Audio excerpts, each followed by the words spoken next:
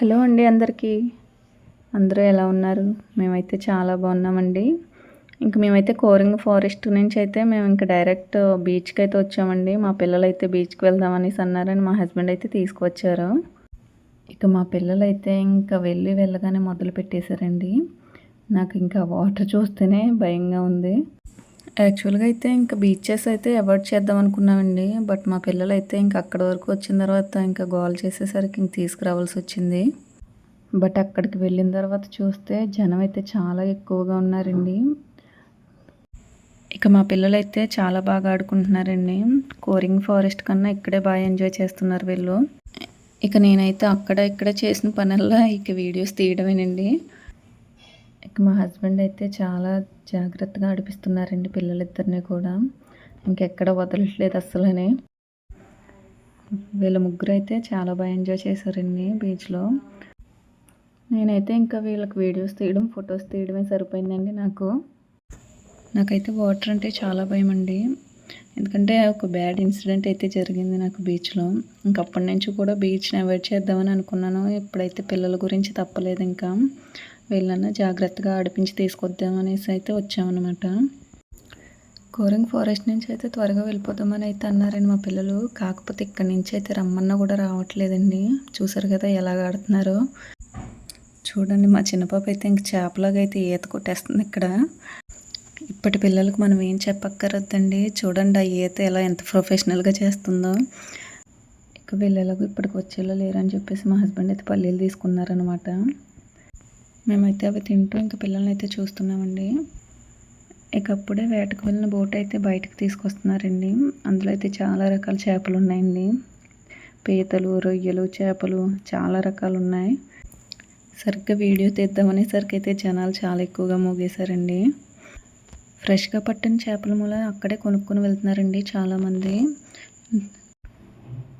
మేమైతే పిల్లల్ని తీసుకుని అయితే బయటకు వచ్చేస్తున్నామండి. కాకినాడ బీచ్ ఒకప్పుడు నార్మల్గా ఉండేదండి. ఇప్పుడైతే చాలా డెవలప్ చేశారు.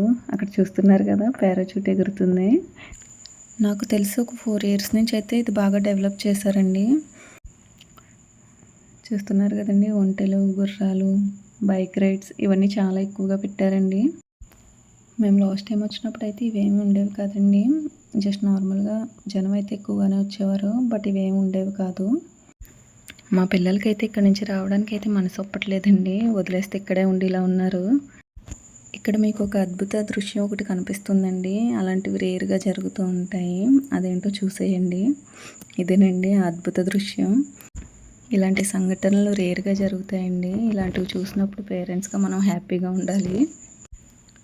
పిల్లలు ఎప్పుడు కూడా ఈ విధంగా ఉంటే ఎంత బాగుంటుందండి.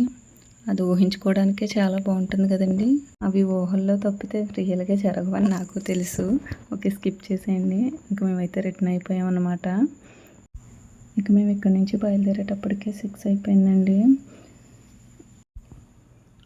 ఇదైతే పెద్దాపురం మరడమ్మ తల్లి టెంపుల్ అండి. ఆషాఢం వచ్చింది కదండి. నెలంతా కూడా ఈ ఊరు వాళ్ళకి పండగే.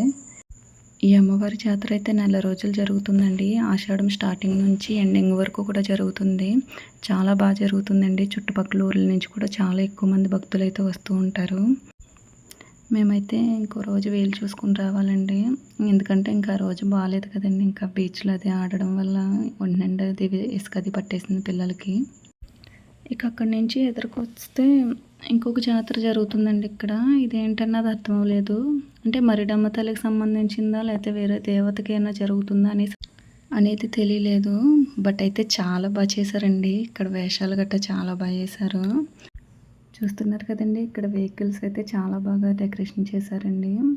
ఈ టైప్ ఆఫ్ వెహికల్స్ నేను ఇదే ఫస్ట్ టైం అని చూడడం చాలా బాగా అనిపించింది. మా పిల్లలైతే ఆగి చూద్దామని అయితే అన్నారండి.